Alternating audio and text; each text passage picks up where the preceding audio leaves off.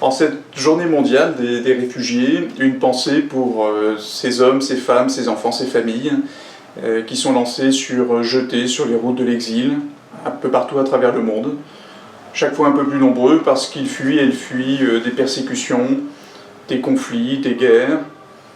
et que notre responsabilité collective est de faire vivre l'accueil de ces personnes, en application principalement du droit international des réfugiés, de la Convention de Genève, qui est notre trésor commun, notre trésor universel. Et je veux également saluer celles et ceux qui contribuent à cet accueil, et d'abord dans les pays qui sont les plus proches des zones de conflit. En Afrique, au Proche-Orient, en Asie, en Amérique latine. Ce sont d'abord ces pays-là qui sont d'ailleurs souvent des pays fragilisés déjà par des difficultés de développement économique et social ou des difficultés géopolitiques et qui pourtant assument cette responsabilité de l'accueil. Et puis également celles et ceux qui, dans les pays développés, en Europe notamment, participent à cet accueil. Ces hommes, ces femmes, parce que c'est leur métier, fonctionnaires, travailleurs sociaux, parce que ce sont des élus, parce que ce sont tout simplement des hommes, des femmes, des citoyens engagés dans le monde associatif qui contribuent à cet accueil, à faire vivre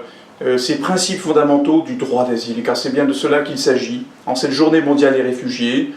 cette nécessité chaque jour plus impérieuse, au moment où le monde se fragmente,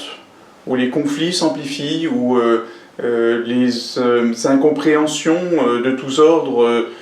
se développent à nouveau, la nécessité absolue que ce droit international qui conduit à protéger, à travers ce devoir d'humanité, de protection celles et ceux qui fuient les persécutions qu'ils subissent ou qu'elles subissent dans leur pays en raison de leur engagement politique, de leur croyance religieuse, d'une appartenance ethnique, parfois d'une orientation sexuelle ou parce qu'elles fuient avec leur famille ou seules des zones de conflit. Eh bien, ces personnes-là, cette humanité-là,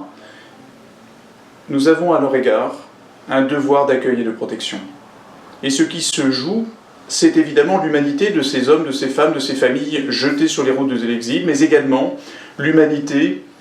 des pays, des sociétés d'accueil, et notamment de l'Europe. Pas seulement de l'Europe, d'autres parties du monde aussi, mais notamment de l'Europe et, en son sein, de la France. Alors, l'urgence, c'est bien au niveau multilatéral, à travers la Convention de Genève, c'est en application pleine et entière et absolue, au niveau européen, où les règles sont aujourd'hui défaillantes, où il faut désormais construire une capacité à accueillir les demandeurs d'asile, et en aucun cas à céder aux tentations de l'externalisation qui serait si contraire à la vocation même, aux valeurs les plus profondes de l'Europe, à travers les évolutions au niveau national. Il nous revient d'appliquer pleinement, dans sa spécificité, dans sa force, le droit d'asile. Mais également parce que cela ne suffira pas, au regard de l'ampleur des déplacements à travers le monde, de concevoir au plan multilatéral, c'est la vocation initiale du pacte de Marrakech, au niveau européen, une capacité à prendre en compte les migrations qui sont une évolution naturelle, dans des conditions qui permettent de prendre en compte les aspirations de celles et ceux qui sont dans ces déplacements, mais aussi de prendre en compte ce qui à certains moments peut relever de la fragilité des pays d'accueil.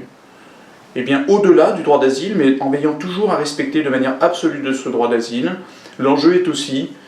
d'être dans la capacité, au niveau international, européen, national, de penser une politique migratoire, de manière à ce que ces évolutions-là, ces déplacements-là, puissent se développer de manière maîtrisée, sans porter atteinte au droit d'asile, qu'à l'urgence, encore une fois, elle est bien celle-là, l'accueil des persécutés, de celles et ceux qui fuient les conflits à travers le monde.